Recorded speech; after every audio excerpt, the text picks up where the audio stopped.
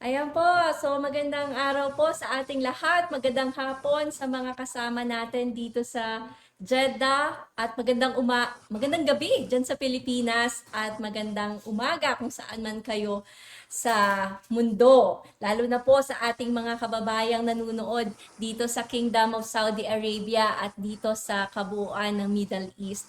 Welcome po sa panibagong episode ng Philippine Consulate General in Jeddah's monthly Facebook Live discussion series. Ito po ay bahagi ng aming mga public engagement initiatives na regular po naming hino-host every month upang talakayin ang mga isyo na mahalaga para sa ating mga kababayan, lalo na dito sa Jeddah at Western region ng Saudi Arabia. Ang layunin po ng programa namin na ito ay makapagbigay ng mga impormasyon at practical guidance para mapangalagaan ang kapakanan at ang kabutihan ng kalagayan ng ating mga kababayan dito sa ibayong dagat. And sa mga nakaraang buwan po, na talakay natin ang mga issue tungkol sa women's protection, uh, welfare of our migrant workers, at mga Saudi laws and regulations, kasama na din yung mga paalala para sa ating mga Hajj pilgrims. And ngayon naman po, pag-uusapan natin ang isang bagay na bahagi na ng ating pang-araw-araw na buhay. Ito po yung responsableng paggamit ng social media.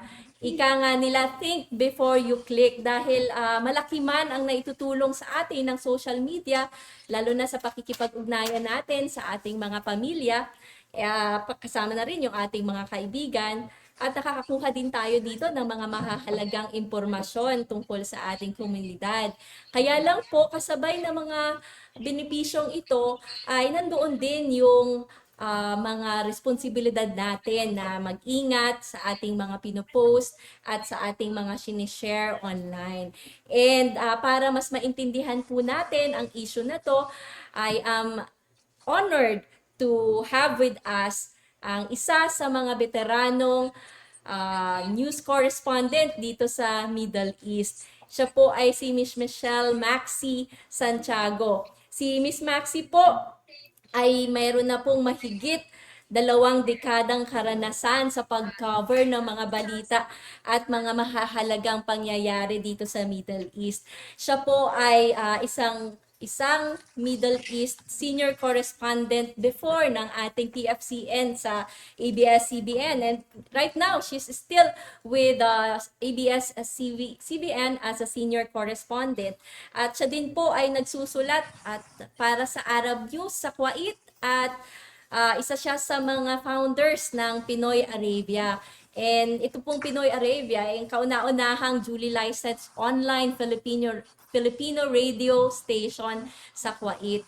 At kinikilala po itong ating resource speaker ngayong hapon sa kanyang responsableng journalism, at nakatanggap siya ng maraming awards patungkol dito sa larangang ito. Ang ating guest po ay nagtapos ng Bachelor of Arts in Communication, major in Broadcast Communication mula sa Universidad ng Pilipinas sa Diliman. At sa kabuuan po ng kanyang career, nag-cover na po siya ng iba't ibang issue na mahalaga para sa ating mga overseas Filipino. So, ngayong hapon po, samahan niyo po ako para i-welcome ang ating guest, si Miss Maxi. Miss Maxi, mag-hi ka Hi, po sa ating mga hello. viewers. Magandang hapon po sa inyong lahat. Magandang buhay, magandang umaga kung kayo nasa Amerika. Saan man po kayong panig sa mundo, good day everyone, at isang napakainit na hapon po mula rito sa Kuwait. Pumapalo na ng almost 50 degrees na yata sa labas ngayon. Summer na summer. At maraming salamat po, Vice Consul Crystal, for inviting me to be your guest today. At isa pong karangalan ang maimbitahan bilang panauhin sa hapong ito para pag-usapan po yung talagang napapanahon na topic para sa ating mga OFWs, hindi lamang sa gitnang silangan, kundi sa buong mundo. Maraming salamat din sa napakagandang introduction, for your generous introduction. Maraming salamat po. At Salamat, Miss Maxi. yes, So, and I'm pasensya ka na kasi excited. medyo kinakabahan ako. Kasi ito dito, Ano? nasa harapan ako ng isang veteranong journalist. Hindi naman, parang veterano, parang ang tanda ko na. But no, Bata actually, pa tayo. yeah, bata pa. And Attorney Crystal, I've known her for, yeah, way back nung nasa DFE pa siya at nung panahon ng pandemic. So anyway, I will not discuss in the details how I came to Yes know her, but po. I'm very glad that you're now in Jeddah, PCG Jeddah. I was hoping that dito ka nagpa-post sa Kuwait. Mas masaya sana dito. Joke, masaya din naman dyan Balik-kita sa sana Jeddah. tayo. Yes, anyway, hopefully I can visit you there. So, ba't tayo mag-uusap lang naman? Kaya sa ating mga ano diyan, mga kababayan na nanonood, so you can join us also. And yeah, this should be like a fun discussion and an exciting one kasi SOCMED, lahat tayo nasa SOCMED, nasa telepono lagi. Yes po, salamat po Miss Maxi. Nabanggit natin kanina na for more than 2 decades ay kayo ay nasa larangan na ng journalism pero hindi naman halata sa mukha. Para Ay, ano pa rin, tag dito batang-bata pa din. Kaya I'm sure excited yung ating mga kasamang nanonood ngayon dahil kilalang kilala ka dito sa Middle East and first time na maging guest ka namin dito sa Jeddah PCG. So maraming salamat po. So I guess we can start with our discussion. Ang paunang tanong ko po is, dahil medyo matagal na po kayo sa larangan na ito at nakita na ninyo po kung paano nag-transform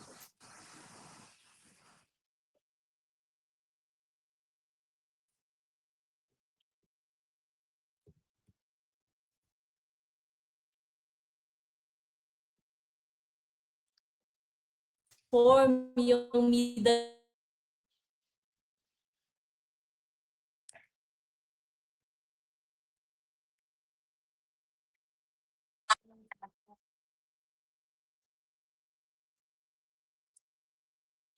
um, medyo merong technical difficulties. I don't know. Ay, East. medyo naghang Noong ayan, okey, medyo okey na. Naghahang-hang po ng konti. You know, when this is the thing with the live, ayan, naghang yeah, kami. okey, yeah, now okey na po. So, it happens. So, ano po yung question ulit? So, pasensya na sa ating mga Sorry, manonood. It happens, kaya basta nga. live. Basta nandito pa rin tayo, okay? Yes, yes, Vice, ano po Ayun yung po, tanong ulit? yung first question ko po ay tungkol sa pagbabago ng na nakita ninyo noong siguro early 2000s hanggang ngayon. Yung pagbabago ng impormasyon, kung gaano kabilis na yung pag-share ng information, yung pag-consume ng information ng ating mga OFWs from before to ngayon po. Okay, napakalaki ng pagbabago, Vice ano, kung babalikan natin, so ako'y nagsimula sa Middle East Bureau ng ABS-CBN noong year 2000, okay? So, noong 2000 nagsimula tayo sa The Global Filipino, sa TFC, you know, the Filipino Channel. So, ang pinakauna na parang newscast, community newscast was The Global Filipino, anchored by Bobby Yan and Chingay Andrada. So I started out as a volunteer correspondent at meron din tayong mga iba pang volunteer correspondents all over the Middle East. So ang ginagamit lang noon ay photos, okay, sa TV. Plus, mag-ano lang, magpo-phone patch lang kami, tatawag kami, ire-record yung voice namin. Tapos, hindi pa siya video ang ginagamit. So lahat ng mga community events, photos lang. And then from the Global Filipino, naging ano na siya, yung nabuo na yung Balitang Middle East, okay? And then we also started like, I started reporting for TV Patrol. So noon sa TV Patrol, kapag may malaking pangyayari dito sa Kuwait, example, ano, may mga pangyayari, ang ginagawa po, kasi V8 pa nun, yung video yung V8. Ang ginagawa ko po, mag-aabang ako ng kababayan natin sa airport. ipapadala kung sinong uuwi gabi. Kuwait Airways usually gabi. So darating yan ng hapon o hapon sa ano sa Pilipinas. So may mag-aabang doon from the news para kunin yung tape, para itakbo sa studio, para ma-download at mailabas sa TV Patrol sa araw na yon. Ganun po. Tapos eventually, from V8 naging mini DV, tapos nauso na yung WeTransfer, yung Google Drive. So ngayon napakabilis na ng padala ng balita. So we started with WeTransfer. So yung mga video clips, you just have to upload them. I don't have to go to the airport anymore. Mag-aabang ng kababayan. Minsan, syempre, yung kababayan, hindi pa basta-basta magdadala ng tape mo kasi unless kilala po ako, baka kung anong laman nun, di ba? So it was very challenging para lang mailabas sa TV Patrol the next day. But now, it's real time. Okay? So, yes, kasi digital na eh. You can even like, sa ngayon, kung gusto ko magbalita dahil mainit dito sa Hoy, I can just do a selfie balita. Kunin ko lang yung cellphone ko, ganyan. And then, ipadala ko via Google Drive o kahit sa WhatsApp, pwede rin kapag mabilisan because you have to report the news as it happens. So, for me as a journalist, malaking bagay ang real time na pagbabalita. You report the news as it happens. So, yun yung magandang karanasan na bilang journalist. Although later on, pag-usapan din natin, aside from those advantages, syempre, lagi namang merong mga kaakibat yan na may mga naidudulot din na hindi maganda ang teknolohiya. But let's focus more on the positive. So, ako, natutuwa ako kasi talagang it has changed the news landscape. The way we have to report the news. And as a journalist, you have to embrace technology. Otherwise, mapag-iiwanan ka. What I'm saying here is that you report the news using this technology, but at the same time, you preserve the news values. Yung Yes. your ethics, dapat nandun pa Yes rin. po. So, Actually, yun yung po yun. yung curious ako. Yes. Yun yung curious ako. Dahil nga parang instant na ngayon, instant na yung news. Yes. Real time kayo nakakapag-provide ng news. Ang curious po ako kung mas madali ba siya for you as a journalist or mas mahirap? Actually, for me, based on my experience, madali. It's very easy to transmit the news as it happens. But the thing is, you have to consider the accuracy. So it's not about being first. Ako kasi, it's good to be first and at the same time, it's accurate. So verified siya, it's accurate, so it's truthful. Nauna ka pa, panalo ka, nakascoop ka. Ang problema sa pagmamadali, dahil nga gusto makascoop, gusto natin tayong mauna, paano kung mali pala na kuryente ka? So as a journalist, you still have the safety nets. It's not just being the first, but it should be being truthful, reporting the truth, or yung totoo. Hindi yan paunahan. Pero for me, mas madali ang pagbabalita ngayon kasi nga with the technology, pwede mong ibato agad, real time, as it happens. But the thing is, you have to be very careful, especially when you're dealing with news. Iba kasi ang news kaysa sa gumagawa ka lang ng content ng isang restaurant o isang content ng daily life, gano'n. But news, it's a serious business. So, nandun yung kailangan mo pa rin talaga mag-fact Responsibility. check. And of course, there's always a great responsibility if you're reporting. So that should go with it. So, yun. Yes. So for me, malaking bagay ang pagkakaroon nito, pag-usbong ng digital media para sa mga reporter na katulad ko, lalo na yung mga nasa ibang bansa. So madali tayo magbigay na ng balita. Kaya lang yun lang dapat, yung totoo. Yun, Yes hindi po. Kasi ito pabilisan. dito, Yung ano din Yes. po, isa sa mga iniisip ko din na paano kaya yung mga journalist kapag ka nagbabalita po sila pero yung balita nila, halimbawa nagle-live po sila na Yes. news reporting. Tapos po merong mga nagko-comment. Live din yung comment doon sa iyong reporting, 'di ba? So hindi ba siya parang challenging for you na while you are reporting news, merong iba't ibang hindi lang sa comment section, kundi kasabay mo sa social media na on the same topic, meron din silang nire-report. Paano niyo po Um, yun nina-navigate yung challenge na yon? okay. So, ang ano lang naman is like this because as a reporter, through time, you build your credibility. Kasi, credibility is earned, you build your integrity. So, um, if you are founded on those values, I mean, example, meron akong nire-report at alam ko sigurado ako, tama ako, totoo ito, and I have my reliable sources. So I'll stick to it, no matter what. I mean, ang ano, at the end of the day, truth will always prevail. In our job as a journalist, just hold on to the truth. And your report is as good as your byline or your name. At the end of the day, yun pa rin eh.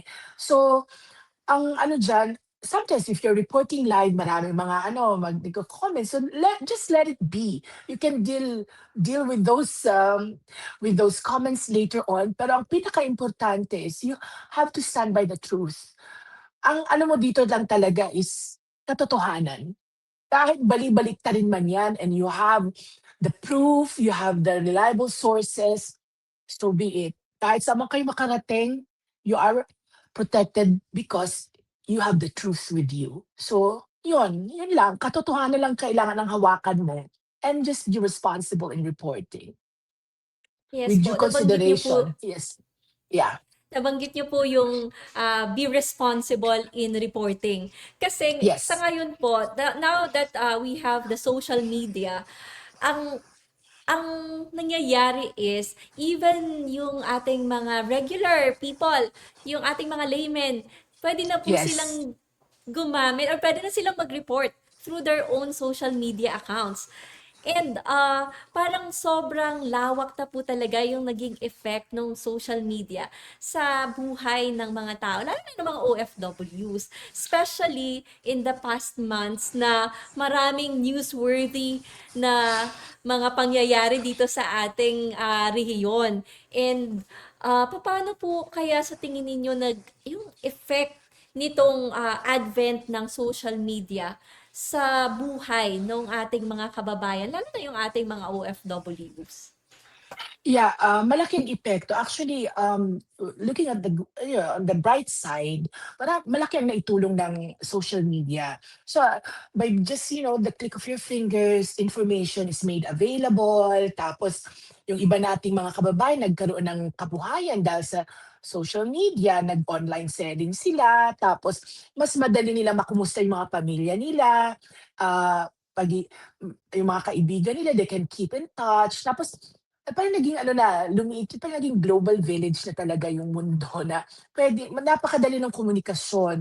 Noon, 'di ba, ano pa tayo, yung estudyante ako noon, ano, kailangan ko parang halos sa araw-araw ko pupunta sa postal office ng UP para mag-send ng express mail kasi mahal yung long distance, 'di ba? So, nasa Zamboanga kasi yung family. I'm from Zamboanga City. So, it was very difficult. But now, ngayon I can just call up my mom, puwede kong Video ano siya sa call. video ko sa Messenger, sa WhatsApp, Viber. So, it made things easier lalo sa komunikasyon, okey?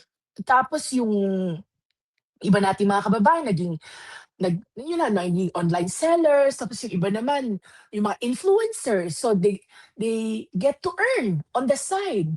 So, maraming magagandang naidulot yan. Now, when it comes to delivering the news, yan yung there's a thin line that divides.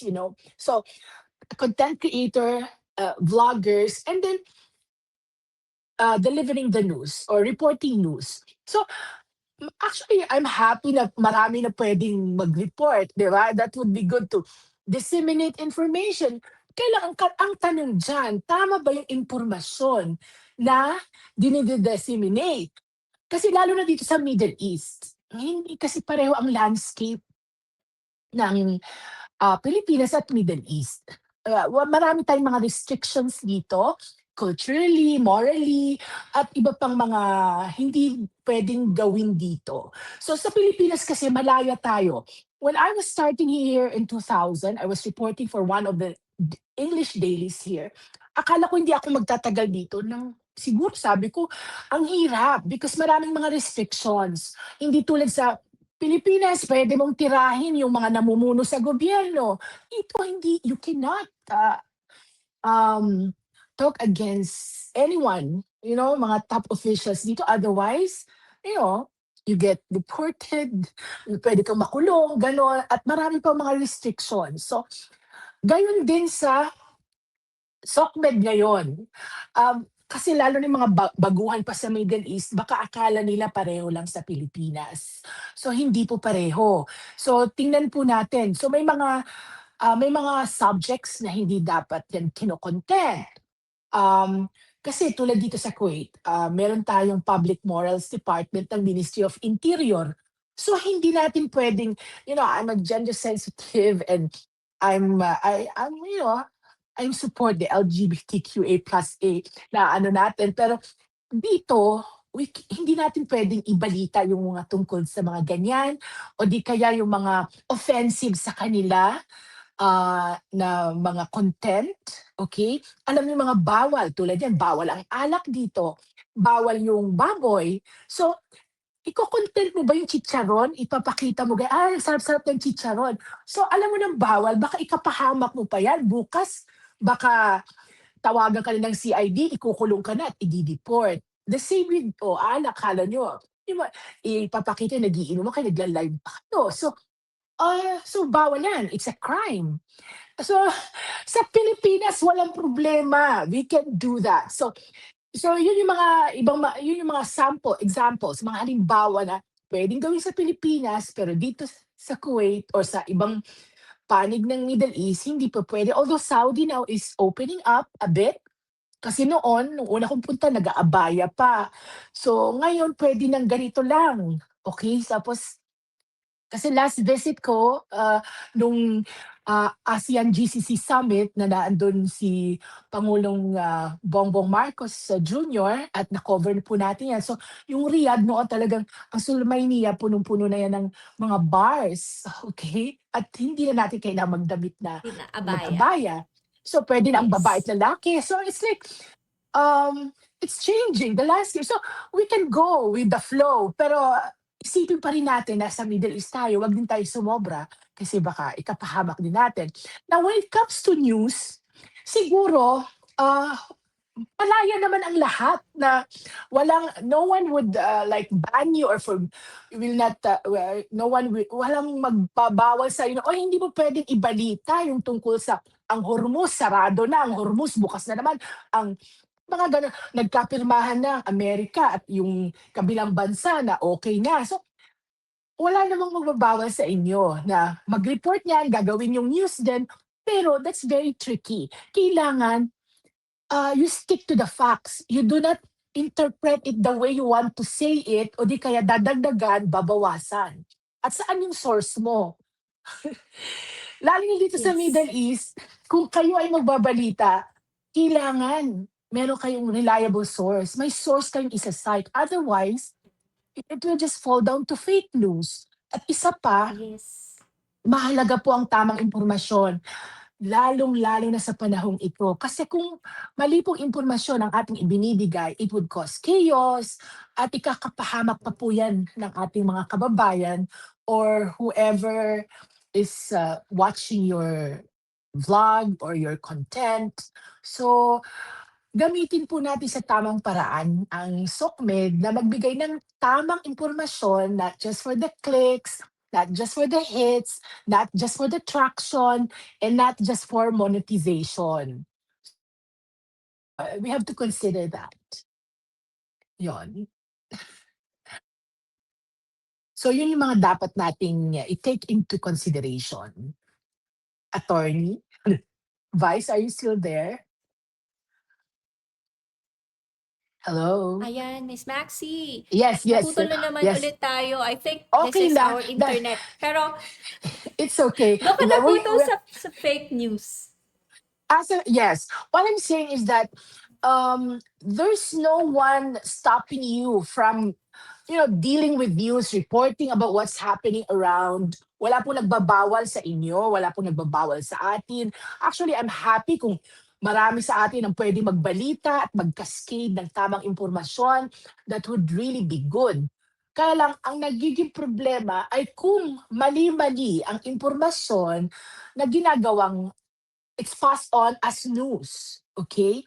So we just have to be responsible if you want to really like be a reporter, that's good. Kaya lang, you have to be responsible. Yun lang. Kasi kung mali-mali po ang balita na ating uh, binabalita, it would create more problems, hindi lang po sa inyo, kundi sa ating mga kababayan na maaring mailagay pa sila sa alanganing sitwasyon. So, Yes yun po. po. I think very important yung verification. Nabanggit niyo po yung baka maging fake news yan. Pagdating sa mga journalist, very particular kayo doon sa kailangan mayroong reliable source, di ba? So talaga Yes, yes, nagve-verify kayo. yes. Verify muna before you report. Pero pagdating po sa atin ng mga ordinaryong mamamayan, siguro yung iba gusto lang talaga nila, yung intention naman is there, good intention, pero hindi lang siguro sila aware or kung paano ba bine-verify. Ano ba yung may Okay. ano ba, tools ba tayo na para at least ma-practice naman natin yung pina-practice ng mga journalist na verification before reporting.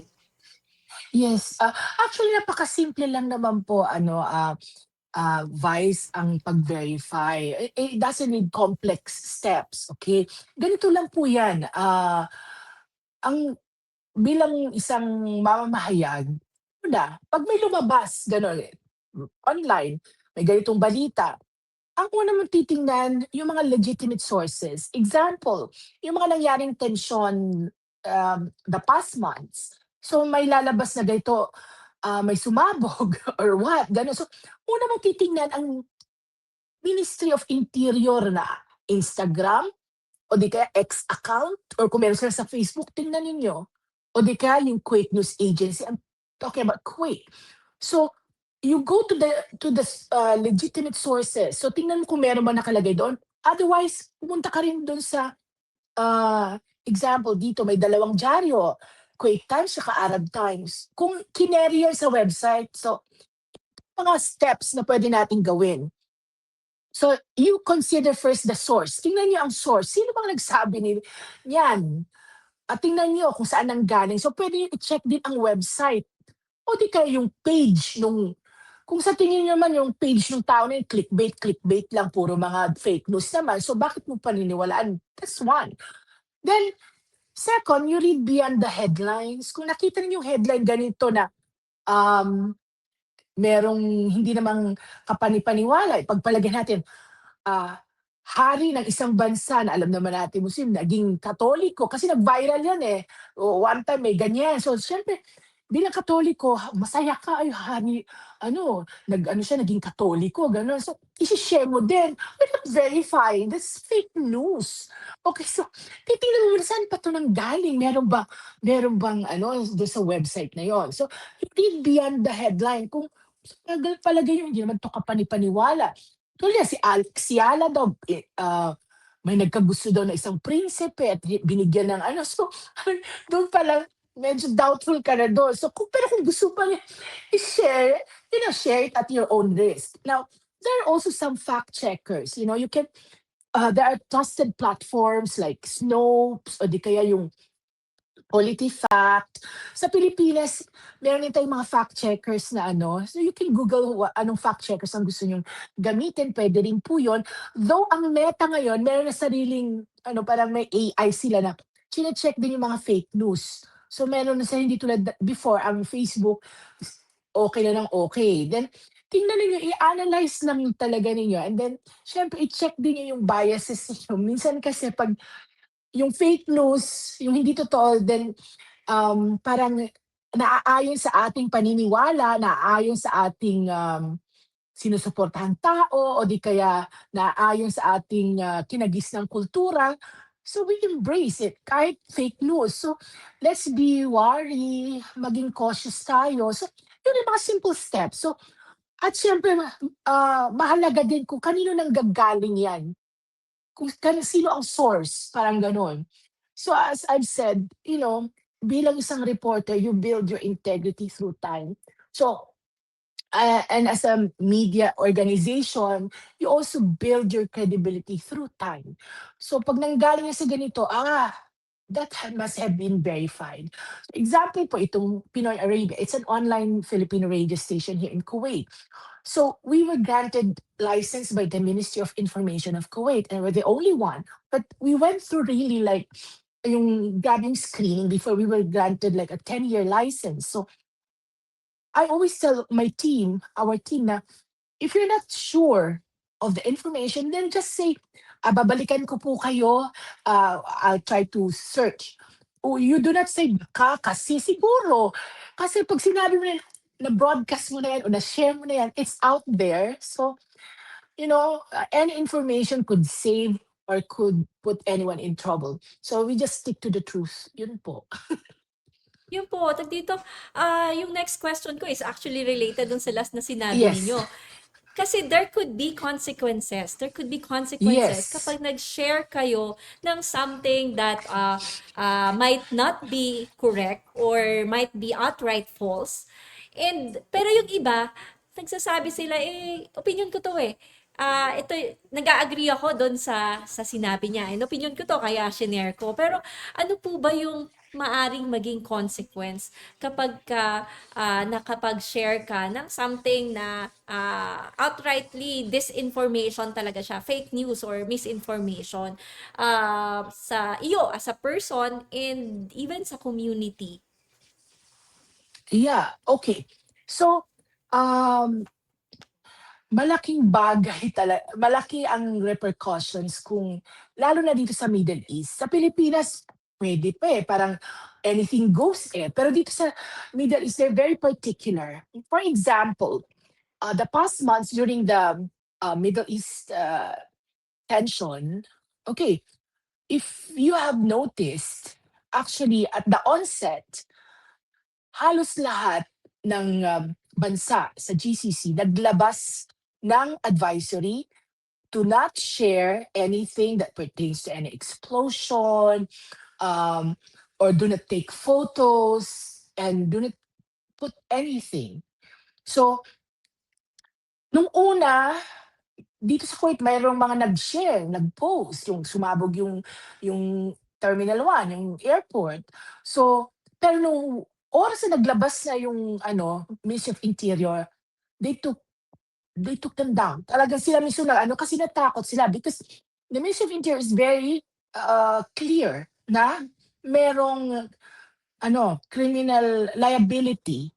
So, salamat sa Diyos dito sa Kuwait, wala namang kasi sumunod talaga sila. Even the vloggers, the content creators, they were really cautious. Talagang hindi sila nag-post ng kahit anything that pertains to detention. So, merong ibang mga lahi, okay, nationals who did not heed the MOI's advisory, so they shared, so they were caught, they were put into jail and eventually deported. So there was, though in the UAE, there were some Filipinos who were caught. Okay, and I am not privy to the case now. Hindi ko, though the embassy uh, uh, helped them, so provided them legal assistance. So, but I don't know what's the update now the case. So, yung mga ganun na sa kagustuhan mo. Kahit ako, no, at that time, I was very cautious too. Kasi dito kasi sa Kuwait at sa ibang Middle East countries, hindi gano'n, you have to know how to practice self-censorship. Ikaw na mismo, you have to censor yourself. But of course, I just wanna say it na without sacrificing the truth. you have to find your way around. How are you going to protect yourself and at the same time you get to report the truth without putting yourself in trouble? So, of course, you have to navigate it through and you have to find a way on how to do it. And thank God, alhamdulillah, sinasabi nila na kahit pa paano, yun, we get to do that. So, yun, 'pag sinabi na lalo na mga Ministry of Interior na at gobyerno na nagsabi na wag niyo nang ipilit. Kahit sabihin niyo pa for the content. Isasaalang-alang niyo ba yung buhay ninyo at buhay ng mga kababayan ninyo just for content and monetization. So, yun lang. I mean, let's be consensus and let's just follow the rules para tayo ay, ah, hindi malagay sa Safe. alanganin at sa peligro. Yes po.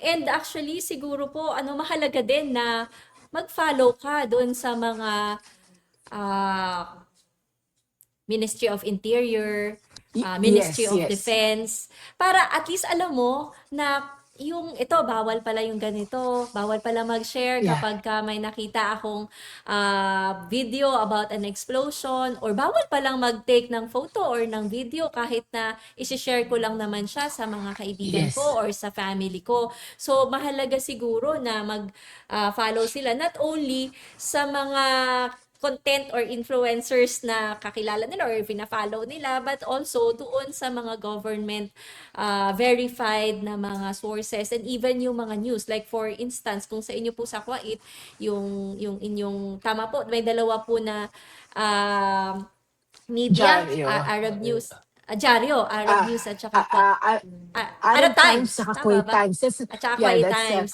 daily. Yeah, two of Yes po. the major English dailies. Yeah. Sa amin naman po dito, yung Saudi Gazette is also yung kanilang parang pinaka-media, yung government media dito Yes. sa Saudi. And siguro kung mag-share ka, kung gusto mong i-share na may nangyayari pala, wag mo nang i-share yung video ng mga personal or yung mga individuals, private individuals. I-share mo na lang siguro yung news ng Saudi Gazette o kaya naman ng Ministry of Interior or ng Ministry of Defense, yung kanilang mga information na sinishare para at least protected ka. Alam mo na Yes. verified yung information na sinishare mo. Kesa naman yung mga private individuals post yung isishare mo na hindi mo alam kung ano yung source. Tama po, di ba? Yes, And, that's true. yes po. Yeah, Yes yeah, go po. ahead, And sir. sorry po. Yung paggamit naman po ng social media, I think nasabi nyo na rin kanina, hindi lang naman siya um, hindi lang naman siya para sa personal natin. I think that it has an implication lalo na kapag naka-public yung setting ng iyong post. So, hindi lang siya for your friends or for your family. So, siguro po yung mga opinion natin tungkol sa mga bagay-bagay sana ano din, based din siya sa facts. So, minsan yun po yung hindi makuha or minsan mahirap intindihin yung difference between fact at saka yung opinion. Meron po ba kayong, as a journalist, meron po ba kayong criteria how to distinguish between an opinion and a fact? At meron po bang, like may line po ba kayo na sinasabi na, oh, for this particular post, this is just an opinion and this is a fact. Paano po natin madidistinguish? Okay, sa pagbabalita kasi, meron yan yung category na yung talagang straight news. So 'pag straight news, ibig sabihin, nandun nandun yung facts. So, you cannot put in your opinion unless yung mismong subject mo na i-interview, may sariling opinion, kukunan mo ng quotable quotes. So, it's straight news. So, 'pag straight news, it should be like, nandiyan yung mga facts. So, there should be like slim chances of interpretation na nandun na yun eh. So, the news will speak for itself. Klaro yung sinabi nung klaro yung sinabi nung tao, gano'n. Klaro yung sinabi ng opisyal na ganito, tuloy-tuloy pa rin ang pag-deploy. Example, meron bang ban ngayon papuntang Middle East? Hindi, tuloy-tuloy pa rin, gano'n. So, ang balita ibig sabihin tuloy-tuloy pa rin. Ngayon, kung yung opinyon ay parang, baka siguro baka hindi na kung if an individual is just talking with no authority, so it's like an opinion. Why would you share it when uh, the DMW secretary himself, Secretary Hans Leo Kakdak, has already announced that there's no ban on the deployment of workers. Tapos ikaw, oh, dahil sa nangyayari, baka siguro hindi muna magpapadala ngayon ng kasi siyempre natatakot yung iba nga nag-uuwian, 'di ba, nagre-repatriation. So bakit ako nga gusto ko na rin umuwi. So ngayon sino yung paniniwalaan niyo, yung news o yung opinion? So it's like an opinion. So, sino ang mahalaga para sa isang when you check if it's news or just opinion, mahalaga kung sino ang nagsasalita, who's talking, what's the source, or who's there. So if it's just like someone who just wants to say something na wala namang katuturan, so that's opinion. So yun, depende naman yan kung kasi 'di ba meron din tayong tinatawag na editorial sa news. So that's when you can, expound, you can put in whatever you wanna, but it's clear that they will say that's an editorial. So, may mga iba-ibang category, may feature, merong yung talk show tulad ito is like podcast. So, we put in our opinions, but at the same time, since we are cascading important information on social media, so we still base our sharing on factual evidence, facts, ganon. So, and at the same time, we get to share our experiences. So, yun po yung mga kaibahan, yung news, so yung opinion. So, mahalaga kasi talaga tingnan ng ating mga kababayan kung sino at saan galing ang impormasyon na yan. At i-check niyo sa mga website, i-check ninyo kung saan talaga. Kung hindi naman bakit niyo paniniwalaan, nasa sa inyo. Pero if it serves you, parang kasi yung mga personal biases, eh. So, hindi natin maaalis yan na, "Ay, siguro nga 'no, ay talaga ang saya naman." So, parang ang saya-saya. So, kasi it serves your bi it serves your bias, eh. So, parang it made me feel so good. I'll share it, but not knowing that it's fake news. So, yun, that's the danger. So, Yes yun po. po. So, I think very important na galing sa authority. Yung may authority yung nagsasabi. Kasi Yes. halimbawa, yung minsan may fake news na nagkakalat na pwede kumuha ng or namimigay ngayon ang Migrant Workers Office ng $200 na as ayuda, ganon. Pagkatapos hindi naman, ang source naman is hindi naman yung mismong Migrant Workers Office o yung nagsabi is hindi naman nagtatrabaho doon sa Migrant Workers Office or sa Philippine Embassy or Philippine Consulate.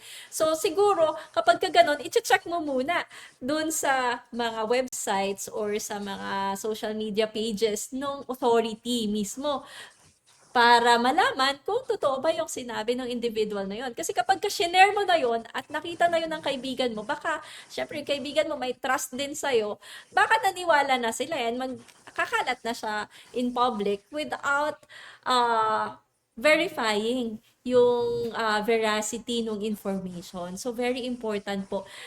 Tama Yes. yung sinabi ninyo na kung sino, saan ang galing, sino yung nagsasalita, dapat galing Yes. sa authority. And, attorney, I just wanna add kasi nabanggit yung ayuda. Okay, I'll give you a concrete example. Okay, so naglabas yung DMW, lahat naman all over the GCC dahil nga sa sa Middle East, crisis. So, naglabas ng, direktiba ang DMW na magbibigay nga nitong $200 na financial assistance, okay? So, ngayon, pero meron yang merong, criteria. So ngayon um, naglabas ngayon, whoever, na, "Oy, lahat kayo puwedeng kumuha ng Punta. $200." So, that's 61 KD, so that's ₱10,000 more or less. So, dinagsa. Dinagsa ang MWO Kuwait ng unang araw 3,000 aplikante, tapos pangalawa gano'n pa rin. So, on the third day, so nakatanggap ako ng tawag kay, Assistant Labor Attaché, Attorney Sofia Matote, aga-aga 'no, sabi, "Maxine, puwede ka bang pumunta dito at matulungan mo kami to disseminate the right information." So, ako naman happy in you know, whatever way I can help. So pumunta po ako. So, yung pala makakakuha yung mga na-stranded, okay, overseas. Yung iba naman yung mga na-terminate, no work, no pay. Tapos hindi kasama yung domestic workers, visa 20. So hindi lahat, hindi yun para sa lahat. So mayroong criteria. So I had to, you know, announce it. So ito yung mga ano. So the next day, wala, konti na lang. So, kasi nga, yun yung ano, so, information is very important. So, tulad din yung repatriation, okay? So, in-announce na sinong gusto umuwi, according to the president's directive, whoever wants to go home may go home. So, kailangan kumalat na impormasyon, uuwi ka pero hindi ka na makakabalik. So, siyempre sinong uuwi kung 'di ba? I mean, who wants to go home and then maka-cancel yung visa mo, ang pag-uwi, ang repatriation na hindi bakasyon. So, may mga, some OFWs reach out to me, especially those with kids. Okay, they want to avail the voluntary repatriation because they want to, bring home their kids. Bring 'Cause home the dahil nga we kids. don't know, yeah, we don't know what's going to happen. So, but they're having second thoughts because yun na nga, ang kumakalat na impormasyon ay yun ma-cancel ang visa niya. So I went straight to MWO and, verified because I've seen the announcements of different, posts, sa MWO all over, dito sa GCC, hindi naman gano'n. So baka may kaibang ano siguro, pero eventually nalaman ko na hindi naman pala. So you can go home with basta meron kang valid visa, go home, and then if you wanna come back later on, you can still come back. So I had to announce that. So the next day, marami ang nag-apply because, ngayon ang Kuwait yata kung hindi UAE ang pinakamarami or ang Kuwait na ang nangunguna sa number of, OFWs repatriated. So, it's very important. The dissemination of important information is very important, especially these days. So, yun lang. I mean, 'wag tayong magdagdag, maghatid balita na gawa-gawa lang kasi it could hurt or it could put everyone in trouble. Mas mabuting tamang impormasyon para tayo makatulong. So yun lang po. Opo. So, Tama at kumpleto. Ano po? Kasi yes. minsan tama yung impormasyon mo pero kulang. Like yung sa ayuda, hindi pala lahat ay Hindi, pwedeng yes. makakuha. Pagdating naman po doon sa repatriation, yes, you can apply for voluntary repatriation pero hindi ka na makakauwi. So, merong mali doon sa information or merong kulang Exactly. doon sa information na binigay. So, complete information. Hindi lang yung i-verify mo siya tapos portion lang pala yung i-share mo. Hindi mo rin i-share lahat. And very important yun kasi sometimes it can cause like pwedeng mag-cause ng panic. Uy, ano pala, hindi pala pwede pala tayong umuwi pero hindi na pala tayo makakabalik. So, paano yun? Anong gagawin natin ngayon? Kailangan nating iuwi yung mga anak natin. Pero, paano naman yung kabuhayan natin? So, I think very important na makapag-share tayo ng tamang information and complete information. Kasi, yun nga, grabe yung effect. Kung 3,000 na katao yung dudumog doon sa opisina ng MWO, ano nga po yun, parang crisis na yun. Kasi paano mo naman paano Ang mo dami. mapagbibigyan? O yun po, paano mo pagbibigyan? Hindi na matutulog yung mga tao. And I think mahirap din po yun on the part of the government. Kasi syempre, gusto mo man pagbigyan lahat, ang budget naman ay hindi sapat. So, kung pagbibigyan mo lahat, hindi magkakasya. And there should be guidelines. At yung guidelines na yun should also be properly disseminated. Yes, true. Yes po. And, mag-veer naman po tayo papunta doon sa iba't ibang klase ng misinformation at disinformation or sometimes fake news. And yung iba naman po, it doesn't involve yung like public security aspects. But yung mga personal naman po, personal na information or personal data. And sometimes yung interpersonal relationships ng mga tao. And dito po pumapasok yung sa atin sa Pilipinas, meron din po tayong cyber libel or meron din Yes. tayong mga cybercrime. And lalo na po dito sa Middle East, napaka yung implementation po nila nung cybercrime laws nila ay very extensive na like dito po sa amin sa Saudi, mag-post ka lang at may magreklamo sa'yo, irereklamo ka sa pulis at pwede ka nang hulihin. So, pwede ka kaagad na makulong. And these are the personal repercussions ng mga ganitong type ng information. Ano po yung, sa tingin ninyo yung or from your experience, ano po yung mga possible na mga legal at saka even personal consequences ng paggamit, ganitong paggamit ng social media among our OFWs especially? Okay. So yung mga tulad nga po kanina ng sabi ko po kanina at the start of this podcast, first, hindi kailangan yung ma-involve ka sa mga announcement ng government para ikaw ay, makasuhan o ano. So, personally, example 'no, mahilig ang mga Pilipino sa TikTok. Now, okay, dahil diyan puwede mo kung hindi maayos ang paggamit mo ng SOCMED, maaaring ikapahamak mo 'yan. Mahilig sumayaw-sayaw ang mga Pilipino, okay, mga Pilipina. Ngayon, alam naman natin kung anong bawal sa pananamit.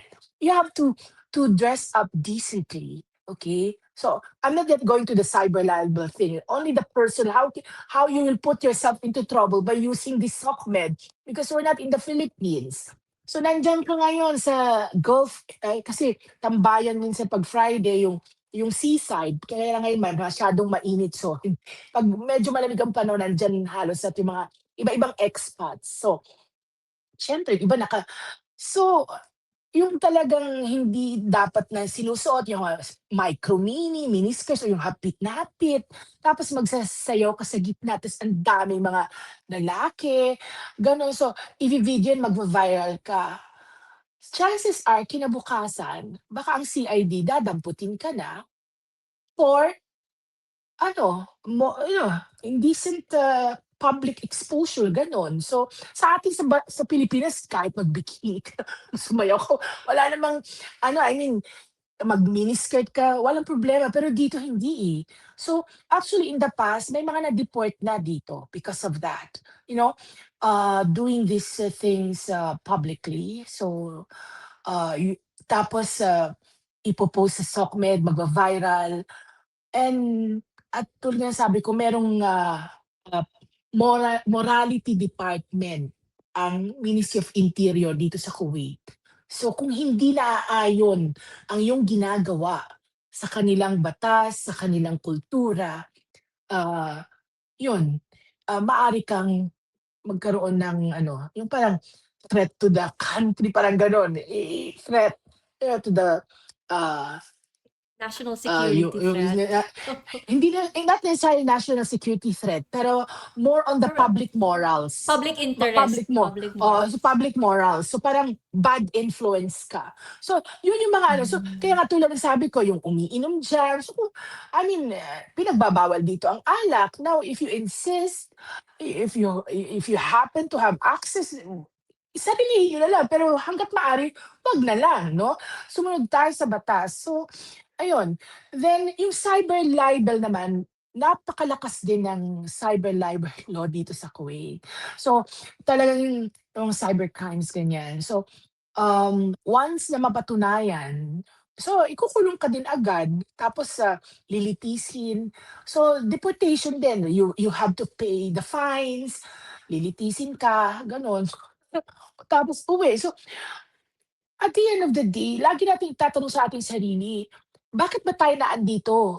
Ah, why are we here? 'Di ba para magtrabaho, para mabigyan ng, magandang kinabukasan yung ating pamilya, so we are here to work. Why would we do things that would endanger us?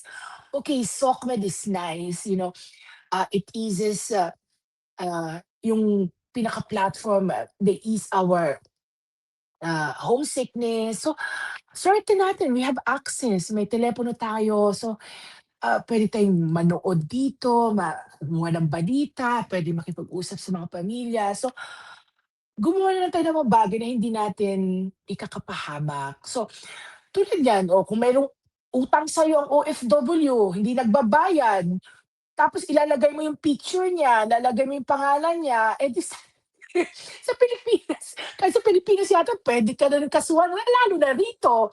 So, siyempre okey lang utang siya pero hindi mo dapat gawin yun. O di kaya sisiraan mo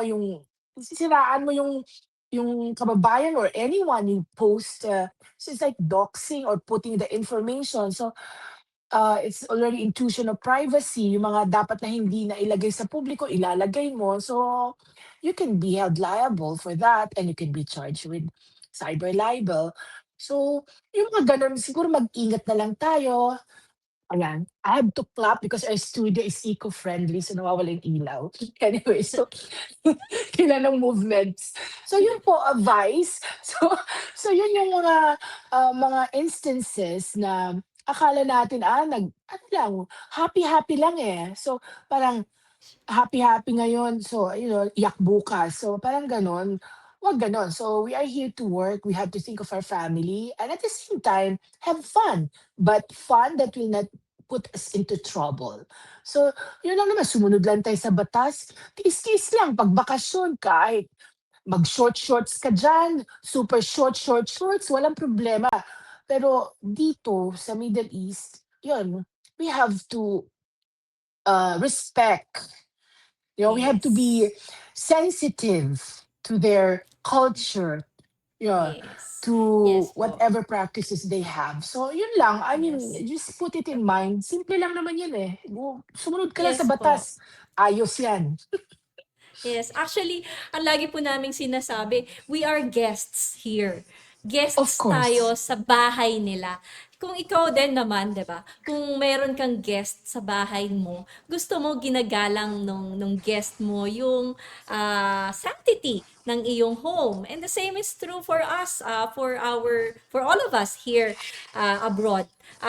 We are guests here ng country na to. For us here in the kingdom, we are guests of the kingdom and we have to respect, yun nga po yung sinabi ninyo, yung kanilang kultura at lalong-lalo na yung kanilang mga batas. Kasi they will have to enforce their law. Hindi lang sa mga citizens nila, kundi sa lahat ng tao na nandito sa within their jurisdiction. And mabalik po ako doon sa sinasabi ninyo na minsan hindi nyo na kasi kailangang i-post. Pero yung halimbawa po, sa atin sa Pilipinas, di ba po, kapag meron kang, halimbawa may reklamo ka, gusto mo mag-viral siya para at least mapansin yung reklamo mo at masolusyonan yung problema mo and maraming tutulong sa'yo or maipaabot siya sa mga authorities. But here in the Middle East, here in the kingdom, medyo ano po tayo, nag-iingat dapat kasi may mga batas nga sila like hindi mo pwedeng ipangalanan yung mga nirereklamo mo. I think merong more appropriate na recourse available to you at hindi yon sa social media. Hindi yun yung proper na forum para sa mga reklamo ninyo. Meron din po ba kayong ganong experiences dyan sa Kuwait? Kasi dito sa Saudi, minsan nangyayari yun na nagba-viral siya sa Pilipinas tapos hindi nila alam, liable na pala sila dito sa Saudi. Yes, kasi nga what constitutes, cyber libel, para lang din yung libel, yung malicious imputation, pero nga nasa SOCMED na siya. So, mas madali siyang mag-spread. Now, Yung in terms of, sa perspektibo ng isang OFW, actually itong social media, napakaganda nito kasi mas madali nating iparating sa mga kinauukulan yung mga hinaing natin. There's a way to do it. Puwede naman nating iparating ang hinaing natin, eh. 'Pag example 'no, um, iparating ang hinaing sa embahada o di kaya sa MWO o di kaya sa OWA. Puwede naman nating iparating 'yan, na hindi natin kailangang siraan yung taong concerns. Kasi valid naman 'yan na example, meron kayong dapat, nagpunta na kayo example nagpunta na kayo sa MWO at meron kayong fina-follow up. At hindi pa rin inaaksiyunan, siguro puwede niyong gamitin yun pero not to the point na sisiraan niyo, "Ano ba 'yan, ang tatamad ng mga 'yan, wala namang ginawa kundi" yung parang sisiraan niyo na sila. Pero pero kung ikaw lang, sarili mo lang na, "Sana maibigay na yung ayuda ko kasi kailangan ko talaga, nakailang beses na akong pabalik-balik doon." Gano'n. So, sarili mong opinyon yun, eh. So, paano ka parang so siyempre kung merong nakakita nun, so for sure ano, so tulad ko, yung itong SOCMED na ito, mas madali na humingi ng tulong actually. Mas madali na humingi ng tulong. Kasi nandun din yung I don't know pero this is sa aking opinyon, sa aking palagay, dahil sa SOCMED, siyempre yung mga nasa gobyerno din, minsan natatakot din 'pag nag-viral, 'di ba? Kasi 'pag hindi mo inaksiyunan baka yun na may ipatulfo ka o di kaya ilalagay ka sa SOCMED tapos magva-viral ka. So, minsan kasi 'pag nakita ka, ganyan, so lahat na 'yan. Kahit hindi naman totoo minsan dahil yun na nga, mas gusto kasi ano yun, the algorithm in the SOCMED, once it's like shared, it will be shared more, ganyan, eh. So, yung iba naman they just wanna share because for traction, monetization, malaki kasi ang kinikita sa Meta. Pero ang problema kung dito ka sa Middle East, eh, hindi ka naman kumikita. Dito sa Kuwait wala ng monetization, it's still ineligible for monetization. So, ipapahamak mo yung sarili mo. Now, para naman sa mga, sa gobyerno, um, siguro 'pag may na 'pag may mga gano'ng pagkakataon, 'pag may lumapit na OFW, aksiyunan na nila kasi 'wag nang pahantungin pa sa SOCMED. Yung parang bakit kailangan pang gano'n? If an OFW goes to the embassy or to the MWO or OWA or yeah, OWO, ibig sabihin kailangan nila ng tulong. So kung hindi yan naaksiyunan, yun, diyan nagsisimula yung discontent and yun, they would rant sa SOCMED and yun, yung ano, it could either do bad or good sa OFW. So, nandun yung mga repercussions. So, tulad nung, um, crisis because it happened like that week, last week of February, yan po yung nagbabakasyon halos lahat ng mga taga-Kuwait, including OFWs. Kasi yan yung mahabang holiday, Kuwait Liberation Day and Kuwait National Day. So, a year back, nag-ano pa yan, nagpa-book na sila ng tickets sa mga merong snow na lugar tulad ng Tbilisi, Azerbaijan, meron pang pumunta ng Kazakhstan, meron pa nasa Moscow, yung may mga snow. So, nagsara ang airport ng Kuwait, stranded po sila lahat. I was stranded too, because I was in Amsterdam at that time. So, na-stranded din po ako, 'di ako nakabalik. Nag-via Riyadh ako by the way, at that time, land trip fra nagpunta na ako from Amsterdam, I flew to New York to my best friend's, place, saka ako nag-ano after 15 days. So, Riyadh. nag-via Riyadh, JFK to Riyadh, then Riyadh, nag-land trip Mhm. to the By Kuwait land. border. So, by land. So, buti lang meron pa akong SODIV visa hanggang July, this July. So, nakapag-ano ako. So, that time yung mga na-stranded po ano, so they were really like, they need help. So what I did was, I didn't have to post it "Uy, kailangan nung may mahigit 100." So I was able to file a report on TV Patrol about those stranded. So before I did that, I already informed Ala Sophie, Assistant Labor Attaché Sofia Matote about it and the welfare officers here na merong mga stranded, they need assistance, they need tickets to go back to Kuwait. So with that, inaksyon na naman po nila. Okay, so mabilis naman yung action nila. So ayun, of course, you have to thank those people na who helped. So, mabilis ang action because yun, yung SOCMED helps. They just message me sa Facebook. So, mabilis ang action. Kahit yung nasa Moscow, yung meron din, kasi ngayon kasi because of the, yung iba na kasi ang structure ngayon, before ang embassy, ang ATN nasa embassy. Ngayon Yes. nasa MWO na. So ngayon, may mga lugar na walang embahada tayo tulad ng MWO. yes, Attaché. tulad walang embassy tulad ng Tbilisi. So Tbilisi is Ah, like I'm not so sure under Lebanon ba o under Turkey, gano'n. So Aman. under parang Turkey. gano'n or I think Turkey oh, po. Turkey, under Turkey. So manggagaling pa yung funds, parang gano'n from Turkey, tsaka yung mga ano, so yung Russia sa Russia buti merong embassy doon, pero wala namang MWO. Tapos ang limitation, rubles ang pera, hindi naman may mga restrictions. So, but because of the SOCMED, yun naayos at nakabalik naman yung iba umuwi na ng Pilipinas. So looking at the brighter side of it, mas mapapabilis ang ayuda basta gamitin ng tama ang social Tama. media.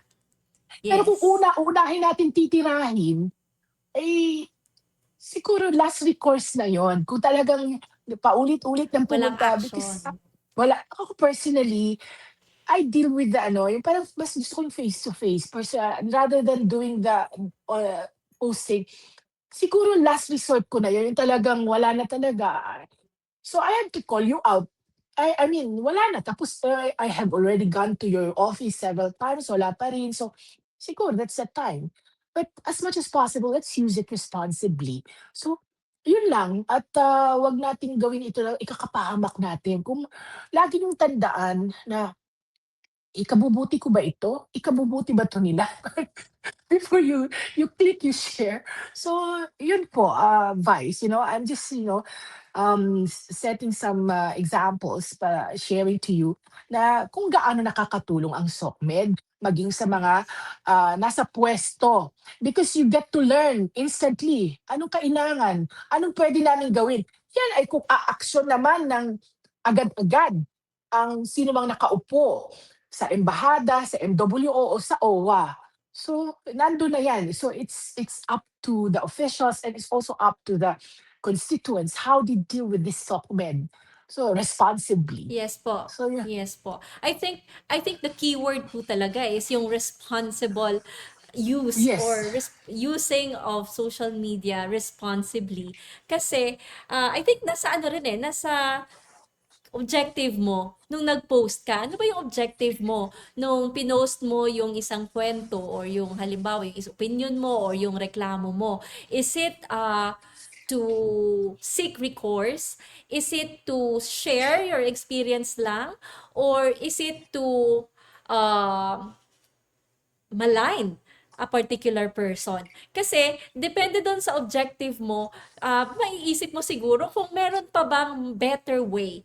Is there a better way to do this to achieve yung objective ko easier or mas mabilis? Like halimbawa, kung may reklamo ka sa iyong employer, kapag may reklamo ako sa employer ko, ipopost ko ba sa social media or itatawag ko sa MWO? Ano ba yung gusto kong mangyari? Gusto ko ba matulungan ako or gusto ko ba mag-viral na yung aking experience? Kasi depende doon sa objective mo. I think you can yung parang maiisip mo din kung ano ba talaga yung tama, kung dapat or responsible kung magagawa doon sa dito post ko. Kasi halimbawa, gusto kong ireklamo yung owner ko, ay yung aking employer at gusto ko ah, maging ano siya, pagbayaran niya yung violation, halimbawa, contract violation. Kaya ipopost ko siya. Ipopost ko tong employer ko para mag-ano siya, tawag dito, para sumunod siya or para sundin niya yung kontrata. So, tama ba to? Makukuha ko ba yung Hmm, gusto ko? Ah, so, hindi, minsan, hindi. siguro hindi. Siguro doon nagkakatalo. Minsan doon siguro hindi sila aware or hindi nila alam kung ano yung proper course of action. And that's why important din nga po talaga yung information dissemination. Like for us in the government, dapat alam or pinapaalam namin kung paano nga ba kapag nasa ganitong sitwasyon, kailangan alam nila kung saan sila tatawag, saan sila lalapit, kailangan accessible itong mga mode or yung mga avenues na ito. Like, pwede ba nila kaming i-message sa aming mga social media page? Meron ba kaming WhatsApp? Meron ba kaming hotline na pwedeng tawagan? Kasi otherwise, kung hindi nila alam, so talagang may tendency na ipopost nila yon kasi yun yung accessible sa kanila. And mapapahamak sila, di ba po? So, I think, Yeah. just think talaga and be responsible in using your social media pages at lalo na yung mga private na Facebook or TikTok accounts natin. So, yun po. Yes, attorney, taking it out from what you have left, yung pamamaraan ng pagreklamo, ito, based sa experience ko po, ano, kasi, dun sa public page ko po, araw-araw marami po akong natatanggap na mga messages. So, tulad niyan, kung may reklamo sila, example, isang, kasambahay, may reklamo sa kanyang amo, hindi siya pinapasahod, o di kaya overwork, o di kaya'y, hindi siya kumakain ng sapat, parang gano'n. So, at iba pang mga reklamo. So, ang una kong, ah, tatanong sa kanya, ano ho ba, may contact ho ba kayo sa, FRA, yung Foreign Recruitment Agency dito, meron secretary, kontakin po ninyo. Ngayon, kung hindi ma-contact, try po ninyo yung sa Pilipinas. Kung wala pa rin po, sabihan po ninyo ako at idudulog natin yan sa MWO, sa OWA. Tapos yun, yun po ang proseso. Now, yung iba siyempre gusto na shortcut, ah, i i ilalagay nila, well, they get to, get the attention, mag-viral sila, pero siyempre, um malalagay din sa alanganin yung employer, ah, at siyempre yung agencies kasi lagi 'pag nag-viral, talagang a-action agad ang mga agencies yan kasi their license would be at stake. So, just for one household service worker, once, your license can be suspended. So, a-aksiyunan din nila. Bakit kailangan nating hintayin pa sa gano'ng punto kung puwede namang aksiyunan na once na ang worker ay nagreklamo na sa recruitment agency o di kaya kung visa 18 naman, that's what yung visa 18 for skilled workers dito sa Kuwait. So kung pumunta na siya sa MWO at nireklamo na hindi siya pinapasahod, so alam ko naman inaaksiyunan din naman kasi may mga case officer. So tawagan na yan ng MWO ang kumpanya. So hindi naman natin kailangan laging, i-post kasi minsan mapapahamak din tayo, eh. Sa halip na makakabuti sa atin 'yan, hindi ano, so but we cannot blame, we can out of desperation, out of frustrations, you can do things like that, yung talagang wala na talaga, desperado na, eh. So, kailangan ko na 'tong gawin. So, I'm not also in the position to judge them na nasasabi mo yan kasi wala ka sa aking posisyon. Pero Yes. kung kaya naman nung mga kinaukulan na tulungan na sila, wag nang paabuti na i-post pa, ipatulfo pa, Yes. para aksiyunan, gano'n. So, yung mga Yes. gano'n. So, meron namang paraan. So, ako naman from my end, I can only do as much. So, I can only like help connect them to the right people. But ako, wala naman akong authority to do that, to rescue. Bawal yan, hindi naman so authorities can extract you with the help of the MOI, with the coordination of our MWO. So things like that, if you really need to be extracted, kung talagang kailangan, matter of life and death. So, kailangan aksyonan yun. So, Yun po. Yes. I think uh, this is a responsibility of everyone. Yung Yes. government, yung ating mga FRAs, even yung ating mga PRAs, yung mga local Yes. recruitment agencies natin sa Philippines, and us other yung individuals, yung friends, yung family, these are all our responsibilities. And as long as when we have to use yung social media, alam natin yung magiging consequences, and we have to ensure na hindi tayo mapapahamak doon sa gagawin natin. And of course, yun nga, we cannot blame those who are desperate Yes. para i-post nila doon sa social media yung kanilang mga experiences. But yun nga, we just, like, lalo na yung mga nasa authorities, this really should be parang ano sa kanila, a reminder na they have to do more. They have to do more. When people have to post their grievances online or sa social media, this is a sign that there probably sa pag share or pag-disseminate ng proper information, and also pagdating sa accessibility, that you have to be accessible. For instance, for us here sa Saudi Arabia, medyo malaki po, sobrang laki nung kingdom, and we only have foreign service posts here, one in Riyadh and another one here in Jeddah.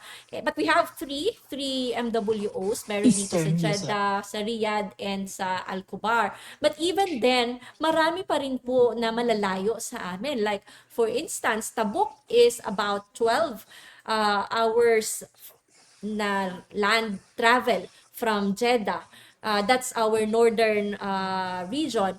And then sa southern part naman, Jizan and Najran is about 10 hours away. Yes. And on the part naman ng ating Philippine Consulate General here, at saka yung ating Migrant Workers Office here, and speaking on behalf of our officials at saka yung aming staff, yung mga personnel po namin dito, we make sure na accessible at saka yung napupuntahan sila through our mobile services, etc. And this, I think, are important para yung, alam niyo po yun, yung, kasi malayo tayo sa bansa natin, sa Pilipinas. Sa Pilipinas, kapag may reklamo ka, nandyan lang yung barangay, di ba?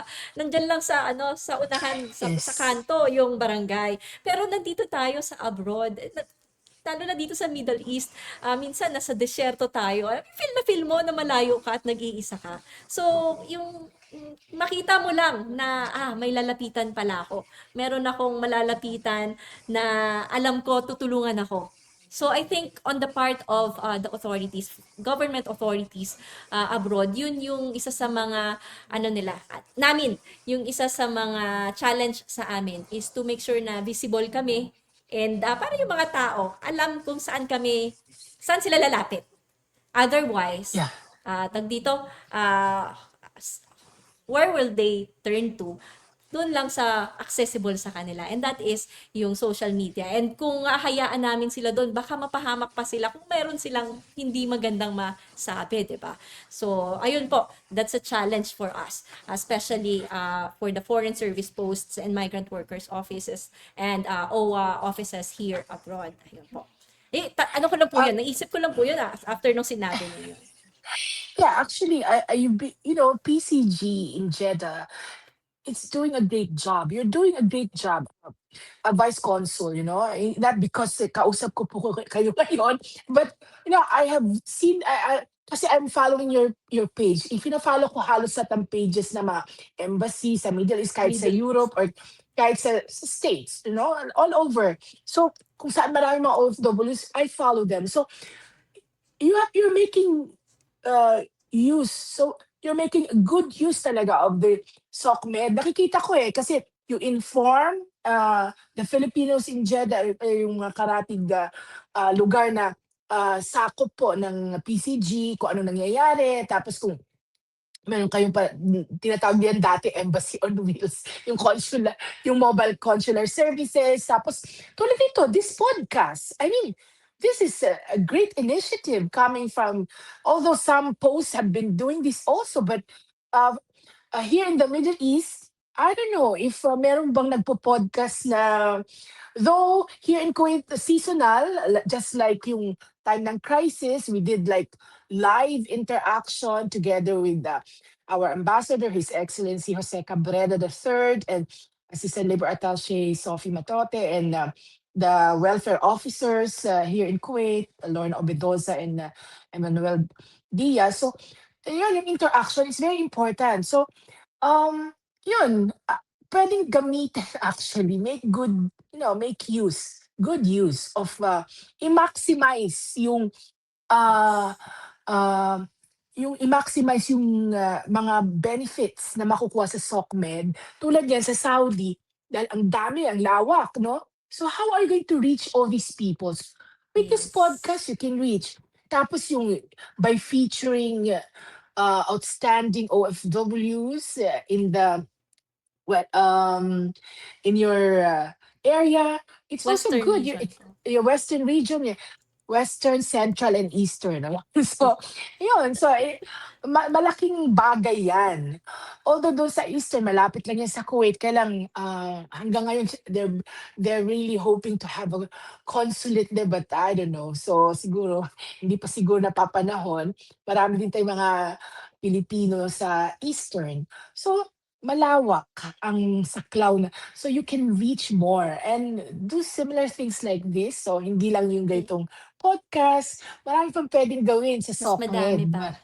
mas Yes marami. po. So like, and I should commend you for that, yung buong ah, konsulado diyan sa Jeddah. Salamat po. Salamat po. And I think I have to give credit to our Consul General, si Congen Romel Yes, Rumato. Kasi po, he really believes that we have to inform our people and we have to be accessible to our people. We have to be visible because information is key for our people, for our constituents to reach us. And it's also for their safety and security. And yun nga po, as I've said earlier, malayo po tayo sa bansa natin, sa bayan natin.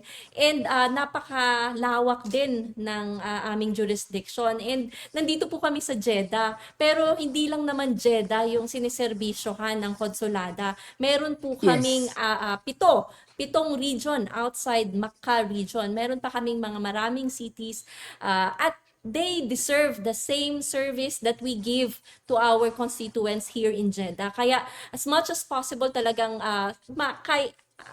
kung kakayanin, talagang pinupuntahan po namin sila at para mabigyan din sila ng service, maaabot din sila nung serbisyo na binibigay namin dito sa Jeddah. And yun nga po, tama kayo. Thank you po for mentioning yung aming Bida sa Jeddah yes, series. Another one of our Congens initiatives.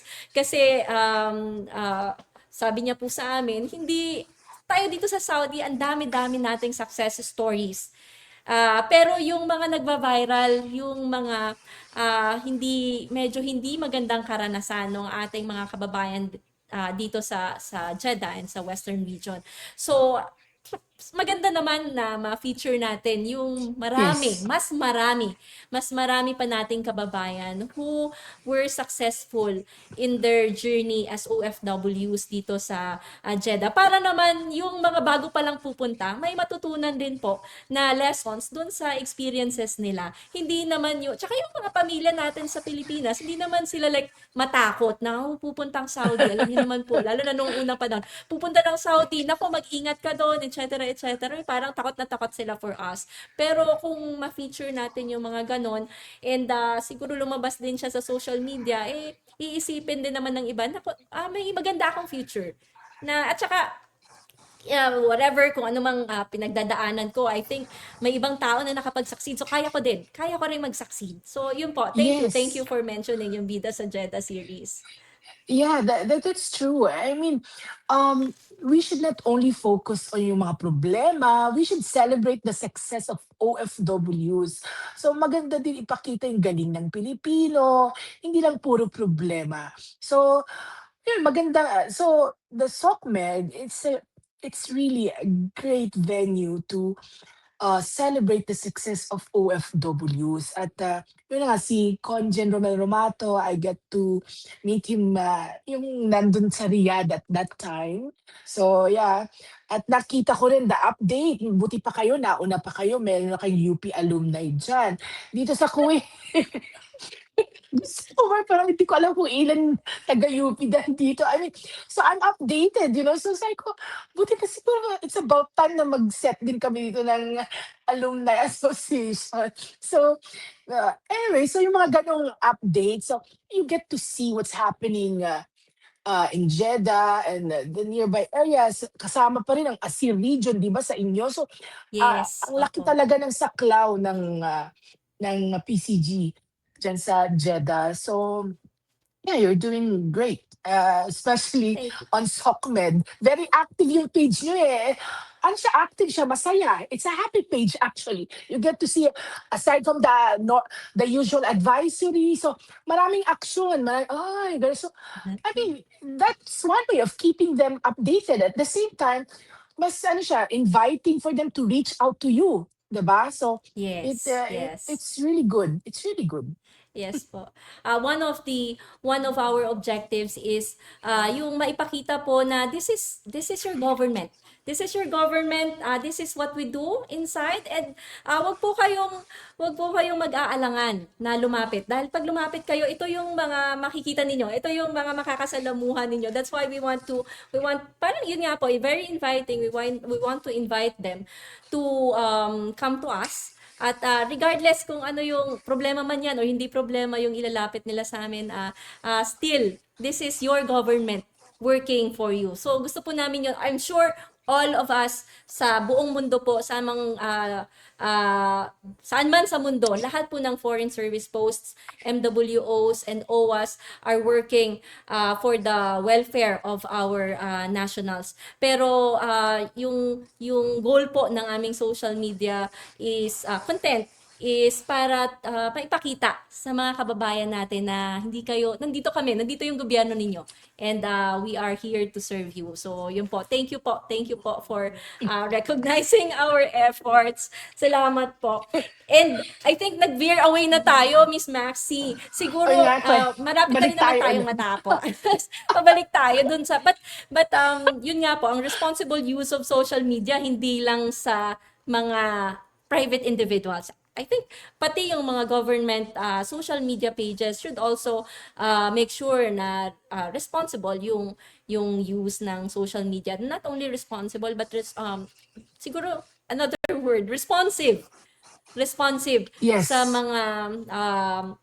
mga tao, kasi like we have WhatsApp, we also have Instagram, and yung Messenger ng ating Facebook page. So, and these are also ways for our OFWs to reach us. So minsan Yes. ang reklamo is wala namang sumasagot sa hotline. So this is, I Yeah. think, part of responsible use of social media, to Yes. make sure that you are responsive. Kasi minsan doon nila pinapaabot yung kanilang mga saloobin. Yeah, we all know na hindi naman sa bawat post minsan understaffed din, hindi lahat puwedeng ano, but I mean, kailangan pa rin kahit isa man lang, mag-delegate, from time to time. Kahit siguro at the end of each day, tingnan baka may nag-message, baka may nangangailangan ng saklolo or may nangangailangan ng impormasyon. So, gano'n siguro, if that's the case, then you can reach out to more OFW. So, being responsible and being responsive. So, 'di ba, double Rs. So, Yes, yun ang salamat po. yun ang puwede nating gawin, to make use, to maximize the And SOCMED. of course, Yes po, and of course, we're very thankful na merong mga kagaya ninyong organizations who help us, yung mga nasa government naman, disseminate yung proper information. Kasi mahirap na siya. Yung as an individual, meron na mga responsibilities. Lalo na kung ikaw ay isang government authority, I think, mas mataas or mas marami yung responsibility mo because you have a mandate that you have to follow. And we're very glad na meron kaming mga katuwang sa private or sa other organizations like our media. Kasi very important po yung role ng media para i-disseminate yung information coming from the government. Because our reach is limited. We can only reach as much. So parang multiplier po kayo, force multiplier yung ating mga media organizations. And with you, Miss Maxi, and yung inyo pong mga kasama din, we're very thankful na you're doing your job well. Kasi kung wala kayo, baka dito, yung information, konti lang yung marireach namin na information, and kayo po as mas malaki o mas wider yung engagement at mas wider yung reach. And of course, sa amin, ang binabalita namin kung ano yung ginagawa namin. Pero kayo, yung binabalita ninyo kung ano yung nangyayari. Kung ano yung nangyayari within our immediate surroundings. So maraming maraming salamat po, Miss Maxi. And of course, thank you also for the trust. Dahil, I always tell our embassy here and our MWO, OWA, whoever sits there, sino man ang ambassador, kasi they come and go. In my 26 Yes. years here, you know, thank God, So whoever sits there, pag may bagong pumasok, so I always pay a courtesy call on them. And then I make it clear na ako po ay kasama ninyo, partner po ninyo, yeah, in serving the community. So whatever you need from my end to support um, your projects, gano'n. So, tawagan niyo lang po ako, gano'n. Basta yun, gawin natin yung trabaho. I have a responsibility towards the Filipino community. They also have the responsibility towards the community. Now, siyempre, as a reporter, hindi naman lahat natutuwa din sa ginagawa natin. No, let's face it, because I have to make it Yes. clear also, yes, we are partners, but I'm not your mouthpiece. So I mean, that's that's a clear thing, Yeah, we are friends, but we have, when it comes to our professional job, so you have your own job, I have my own job. So let's put it that way. So, let's work hand in hand. So, kung ginagawa po ninyo ang trabaho ninyo, wala tayong magiging problema. So, pero kung meron kayong hindi ginagawang tama, so, syempre, we're the fourth estate. So, how are we going to do it? So, kung ginawa, I've done my part, pero hindi pa rin yung ginawa, at ito may nananawagan, so may nagrereklamo, so I'll give you both airtime. Papakinggan natin 'to, papakinggan ko rin po kayo, then let's see how it's gonna, end up. So, ano naman, in the past naman, sa mga reports naman natin naayos naman. So, and with the SOCMED now, ano na lang, hindi na tulad dati na talagang grabe yung mga reklamo, so ngayon naaayos naman agad. So hindi na tayo dumarating Yes. dun sa punto na mga magkakasuhan or gano'n. So grabe yung so, ang lagi ko na lang kasi, when you put out as a reporter, especially here in the Middle East, or anywhere else, ang lagi mong ang lagi kong ang tinatanong ko lagi sa sarili ko bago ko ilabas ang balita, what is the redeeming value of this news? Para saan ba ito? Para ba 'to sa pampagulo lang o pang ano? Ano bang gusto kong mangyari after I put it, would it do good? I mean, ano yung so if there's any redeeming value, then go for it. If there's none, bakit mo ilalabas siya kung hindi naman para saan? So, kung ito ay ikabubuti ng karamihan, then go. Pero kung ito wala namang ano, pang-ano lang, so don't. So, parang gano'n, dapat merong magandang kalalabasan yung inilalabas mong balita. The same with posting on the SOCMED. What's your end? What's your objective? So is this just for traction, monetization, to the extent of putting someone in trouble, to the point that someone would be put in jail, deported? I mean, what's your objective? Mag-viral siya, kikita ka, how much? But you already put someone in danger, sinira yung buhay ng kapwa mo. Makakatulog ka pa ba niyan sa gabi? Kumita ka, monetization, magkano ba? Ilang dolyares because of nag-viral yung ano mo.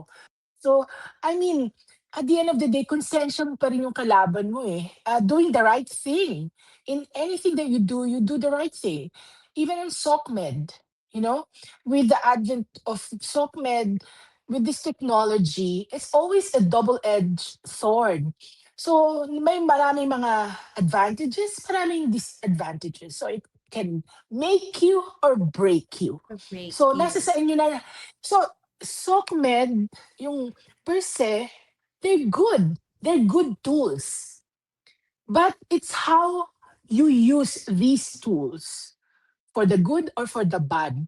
So, the choice is yours. Ganun lang yun eh. So, ano ba gusto niyo magpakasama kayo, magpakabuti. Maiksi lang ang buhay natin, life is short. Bakit niyo kailangan maging masama pa?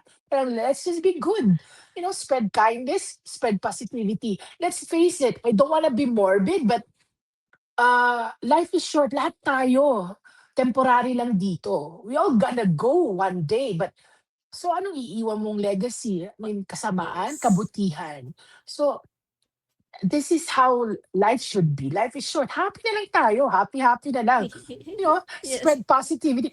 Coming from someone, this is my second life. In 2003, I was covering Iraq in and out, in and out. We were together with the news team. I was once with the Senator Edwin Tulfo. We were ambushed. So, I got shot here. I got shrapnel here. So, akala ko katapusan ko na yon. So, I mean, after that, ano pa ba yung komisyon ko sa buhay? Bonus na 'tong buhay na 'to. So, paano mo gagamitin? So, the same thing. How are you going to use your life?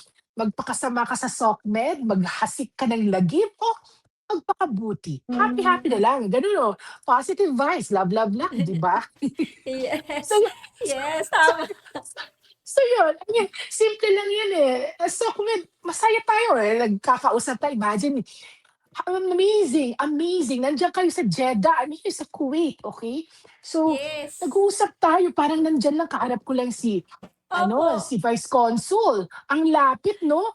But they're very far. So, I mean, Yes. it connects people. So, amazing tool. So, wag nating Yes. i-weaponize, wag nating i-demonize. So, parang, no, let's not do that.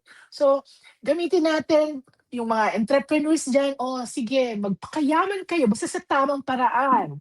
Okay, tamang Yes, business. tama O, po. wag monkey business. So, gusto niyo Yes. magpakasaya?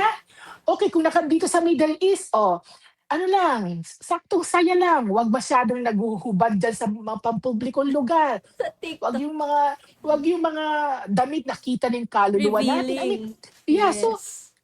ano lang, simple lang, sakto lang. Pag uwi tayong Yes Pilipinas, po. do'n tayo, puwede na.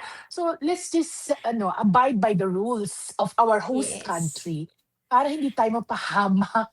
Yes po. We can have fun Of and be course. safe at the same time. 'Di ba po? And be Yes. secure still. So, lalo na dito sa Middle East. Masaya po. Masaya po. I'm sure kayo more than since 2000. Kayo sa ano, so alam nyo na masaya dito sa Middle East. Kahit ako po, nag-enjoy po ako dito Yeah. sa Yeah. buhay sa Middle East. So, pwede naman na maging masaya without sacrificing your safety.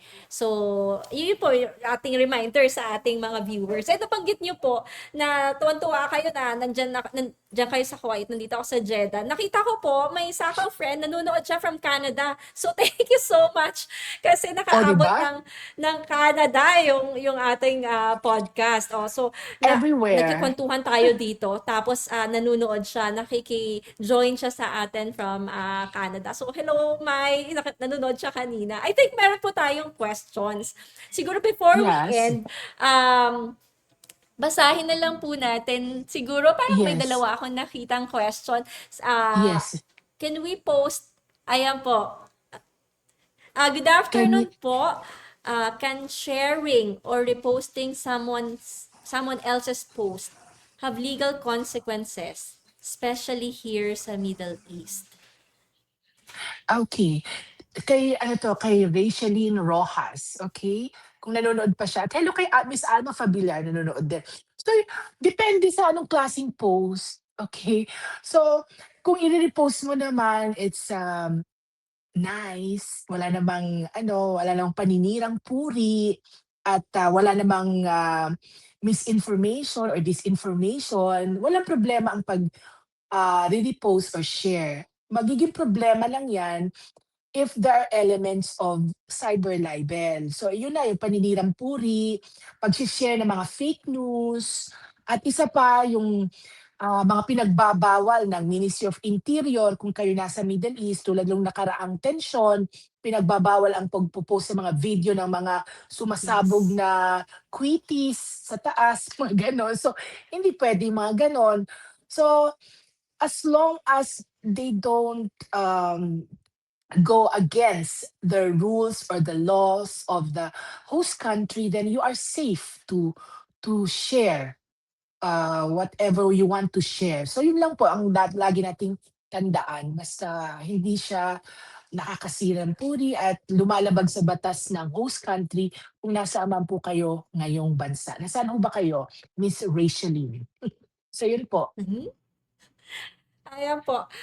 So, I think we can still entertain yung isang question. Okay. And yung isang question naman po, ano daw po ba yung kailangan, ibang tanong po ito, tatlo pala. So, Tatlo. unahin po natin yung naka flash sa screen. If someone posts negative comments about their employer online, what could be the possible consequence? So, I Okay. think bago po kayo sumagot, Miss Maxi, kasi naalala ko meron po kaming uh, case like a year ago, 2 years ago, na nakasuhan po sila dahil pinost nila yung video nila. Binidyohan nila yung kanilang employer habang nakikipag-usap sa kanila, tapos pinost nila sa online and nakasuhan sila. So, dito po yun sa amin sa Western region sa Saudi. Not sure kung sa Saudi, ay sa Kuwait po is may similar po na batas. So, kapag ka may pinost Yes. ka about employer or kahit po siguro yung mga private individuals, yung pinost mo yung kanilang muka. Yes, Kumusta yes. po sa Kuwait? Um, sa Kuwait 'pag ganito, if ever, you post anything negative against your employer, puwede rin kayong kasuhan. The same that applies in Saudi Arabia. Actually, halos magkakapareho yung mga batas natin, ang Kuwait at saka Saudi. So, siguro magkakaiba lang yung mga implementasyon, pero halos pareho. Kaya kung meron man siyang negative na ano, 'wag na lang niyang i-post. So tulad nga ng sabi po natin kanina, idaan sa tamang proseso, tawagan yung FRA, yung secretary ng Foreign Recruitment Agency, or kung hindi naman ma-contact, dumiretso tayo sa MWO o sa OWA. Kasi meron naman ditong Office of the Domestic Workers Affairs that looks into the complaints of domestic workers here in Kuwait. So they act on these complaints. So ang ating MWO, yung case officer, will file these complaints sa ODWA. So sila ang aaksyon niyan. Kasi imbis na makatulong po sa inyo yan, baka mas lalo kayong ma magkakaroon kayo ng kaso, mas lalo kayong mapapahamak. Kaya it would be best to go through the proper channel. Though, kung talagang nasa peligro na kayo, call 112. So that's the emergency number of the police. So, 'pag sa tingin niyo nasa peligro ang buhay ninyo, dial 112. Yun po ang puwede ninyong gawin at mabilis po ang Kuwait, 'pag dinayal yung 112 madali mag-respond. So, mabilis. So yun po ang puwede ninyong gawin. Yes po. Actually, I think we also need to remind yung mga nandito naman po sa amin banda sa Western region ng Saudi Arabia. They can call 911 or 999 kung nasa peligro yung kanilang buhay. Huwag na Yes. nilang unahin na i-post sa Facebook kasi baka hindi makita kaagad. So, kung talagang life and death yung situation, pwedeng tumawag sa 911 or 999. Yes. And last question po, related ito dun sa employer, but I think this would be for private individuals because binention niya po public places. What should OFWs know before posting photos or videos taken in public places on social media? Kasi Okay. po, What are yeah. yes, Okay. yes po. Yes, please. Sige po, baka sorry. Ayaw po kasi po minsan dito sa nung pumunta po ako dito sa Saudi in 2021, isa po sa mga ni-remind nila sa akin is to be careful kapag nagte-take po ng photo. Lalo tayong mga Pilipino, mahilig po tayo na mag-picture ng mga experiences natin, pinopost natin sa Facebook or sa Instagram. Yung wag daw po akong magpi-picture na may tatamaan na mukha ng mga tao o kaya minsan yung sasakyan, wag daw pipicturean, alam mo, pipicture ka sa road, make sure na walang makikitang sasakyan na at saka may mga mukha ng mga tao. So baka po meron pa kayong mga reminder sa ating mga OFWs. Yes, reminder, okay.